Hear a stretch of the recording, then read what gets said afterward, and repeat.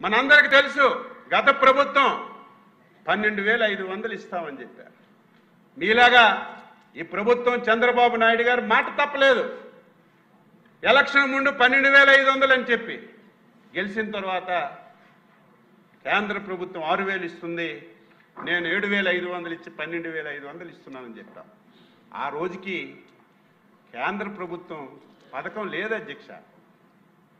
కేంద్ర ప్రభుత్వం ఆ రోజు ఈ పథకం అనౌన్స్ చేయలేదు. అనౌన్స్ చేయక ముందే నేనే రాష్ట్ర ప్రభుత్వం నుంచి ఇస్తానని చెప్పి ఎన్నికల్లో గెలిచిన తర్వాత 12,500 ఇస్తున్నాం. మేము అలా కాదే, ఎన్నికల్లో స్పష్టంగా హామీ ఇచ్చాం. ఇచ్చిన హామీ ప్రకారం మేము 14,000, కేంద్ర ప్రభుత్వం 6,000, 3 విడతలుగా ఇస్తామని చెప్పి మొన్ననే అధ్యక్ష 3,174 కోట్ల రూపాయలు ఫస్ట్ ఫేజ్లో ఒక్కొక్క రైతుకి 7,000 రూపాయలు చొప్పున వేశారు.